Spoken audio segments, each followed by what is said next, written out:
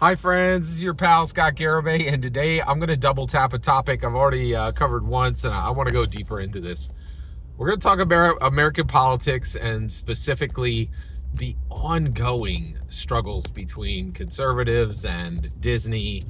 I'm definitely caught in the middle. I love I love Disney.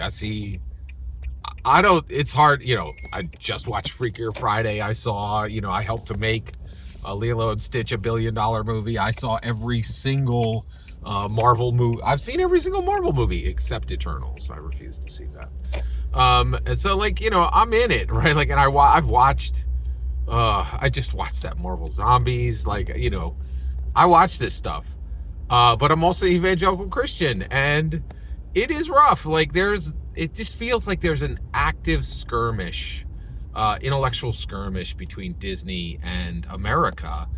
And I think, and so today we're going to talk about this Predator Badlands. What is the gender of the Predator in Predator Badlands?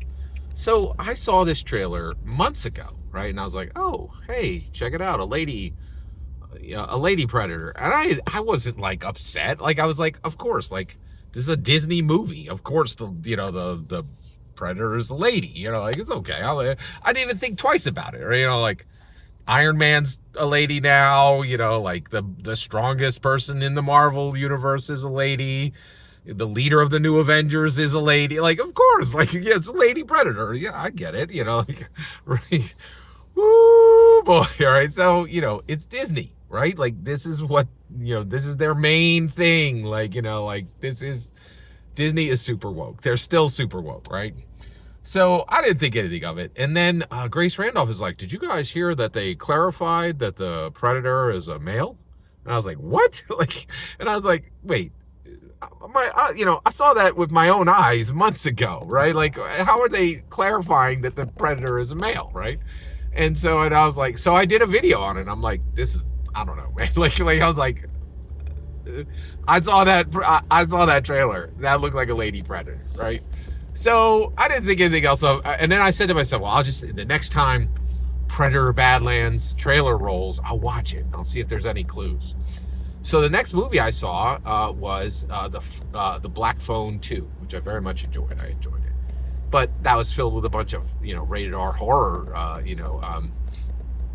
trailers, and I didn't see Predator Badlands trailer, right? So, and I didn't think anything of it, and I wasn't gonna Google it. I was like, I'm not gonna take 2 seconds of my life to get deeper into this.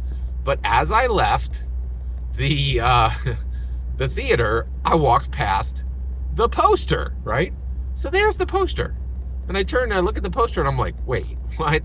Right? And then I'm like, wait, okay, on the poster of the Predator Badlands, the Predator has 3 things, okay? The Predator has long, flowing hair tied back in a ponytail. Okay, I'm like, all right, like Scarlett Johansson in 50 movies, all right, then the Predator. I'm not making this up. Go look at the poster yourself. The Predator is wearing a skirt. You're like, the Predator's wearing a skirt, man. What are you talking about? The Predator's wearing a skirt right there, right? And then the next one is the Predator has okay, then in the upper chest area, the Predator has armor that is protruding, right? And is modestly, robed, right? Like literally. Okay, I'm a big Dungeons and Dragons fan, and D&D in original D&D, in basic D&D, in first edition Advanced Dungeons and Dragons, and in second edition Advanced Dungeons and Dragons, all the way up until from 1974. All the way up until the year 2000, D&D would do skimpy lady armor, right? And then they fixed it. And you know how they fixed it? With exactly the type of armor that the Predator is wearing. Modest, not, objectifying armor. And I'm like, are you kidding? And I just feel like, I'm going to say it. I feel, hey, I go to the movies all the time. I got the Regal Pass. I post my ticket, right? Like my ticket stub on my socials, right? Like, I got the receipts. I'm there, right? I'm paying attention, right? there are 50 clues that this is a female predator, right? So I really feel like Disney is gaslighting. I mean, like, and I feel like if you need to clarify, if you are a company that needs to clarify what gender your protagonist is, and you are literally famous for the MSHU, wait a second, Scott, that's a problematic term, is it? Grace Randolph is a feminist. She's a professional. And she said, yeah, the MCU is definitely a thing. Like, if people are not projecting, there's a lot of female empowerment in, in the Marvel films. And to the point where that empowerment is being, it's clearly, if you're a male and you feel like you're not being represented, that's not just out of left field. There's something there. Like, she literally, like, and she had to dig. She didn't have to be transparent. I really appreciate that she was transparent, but she had to address it because it was nonstop, right? Like, and so if you are famous for, the MSHU, right? Like, and guys said, hey, we don't really feel like we're represented in stuff that we kind of built the audience for, right? Like, we were here first, right? Like, and comics has been,